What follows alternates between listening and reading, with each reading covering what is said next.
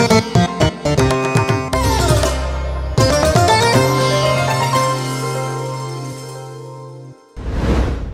প্রিয়জনেরা, প্রভু যীশু খ্রিস্টের নামে অভিনন্দন।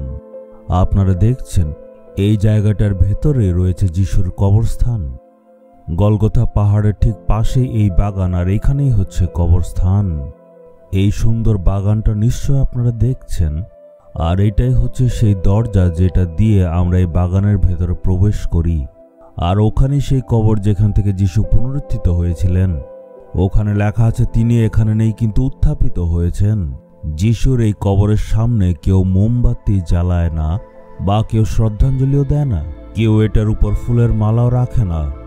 এর কারণ হচ্ছে প্রভু যিশু সেখানে আর নেই।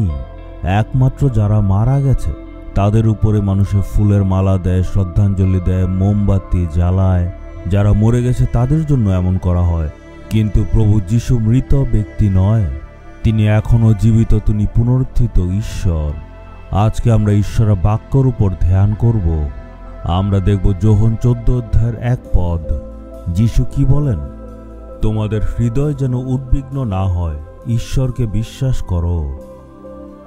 ওই সময় শিষ্যদের মনে একটা ভয় ছিল। এতদিন তো যিশু তাদের সঙ্গে সঙ্গে ছিলেন, কিন্তু তার মৃত্যুর পর তাদের জীবনের কি হবে, তারা কিভাবে থাকবে, এমন একটা ভয় তাদের মনে ছিল। যিশুর পর আমাদের কি হবে এটা ভেবে তাদের মনে একটা ভয় হয়েছিল। আপনিও হয়তো ভবিষ্যৎ নিয়ে ভয় করছেন।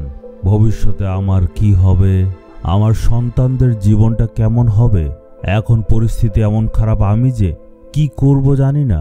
ভবিষ্যৎ নিয়ে আপনি চিন্তিত, তাই আপনি দুশ্চিন্তার মধ্যে আছেন।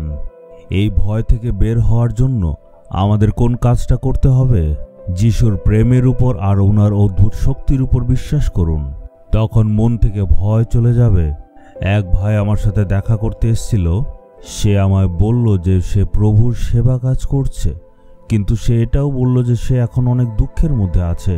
সে বলল আমি অনেক ভয়ের মধ্যে আছি, কি করব আমি বুঝে উঠতে পারছি না, কিভাবে আপনাকে বলি।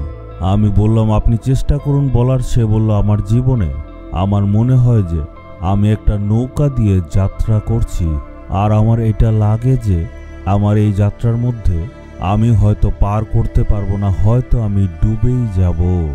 আমি কোথায় যাব আমি জানি না, আমার মনে অনেক উদাসীনতা রয়েছে। আমি প্রার্থনা করে জিজ্ঞেস করলাম প্রভু আমি তাকে কি বলবো? পবিত্র আত্মা আমাকে জ্ঞান দিলেন। আমি বললাম তোমার সেই নৌকাতে যেটা দিয়ে তুমি যাচ্ছ সেটা হয়তো নড়চড় করছে, কিন্তু তুমি ভালো করে সেই নৌকার ভেতরে তাকাও, তুমি দেখবে একজন শুয়ে আছে, উনি হচ্ছেন প্রভু যিশু। সেই যিশুই সেই নৌকাতে তোমার সাথে যাচ্ছেন। আর যেহেতু যিশু তোমার নৌকায় আছে, তোমার ভয় করার কোনো কারণ নেই। তখন সে আমায় বলল যে হ্যাঁ, প্রভু যিশু যদি আমার সঙ্গে থাকেন তাহলে আমার ভয় করার কোনো ধরনের প্রয়োজন নেই। আপনার মধ্যে যদি এমন ধরনের বিশ্বাস থাকে তাহলে দেখবেন আপনার জীবনে শক্তির অভাব থাকবে না। সেই ভাই বলল সঠিক বাক্য আপনি আমায় শোনালেন, বিশ্বাস হয়েছে। আজকে আপনাকে সেই ঈশ্বর বলছেন, হে আমার ছেলে আর হে আমার মেয়ে, তোমার নৌকার যাত্রায় আমি তোমার সঙ্গে সঙ্গে আছি, তাই আপনি ভয় করবেন না। আজকে আমরা বলবো হে ঈশ্বর, হে যিশু, আপনি আমার সঙ্গে সঙ্গে থাকেন। এরপর থেকে আমি কখনো ভয় করব না, কারণ আপনি আমার সঙ্গে আছেন। যিশুর নামে চাইলাম, আমেন, আমেন।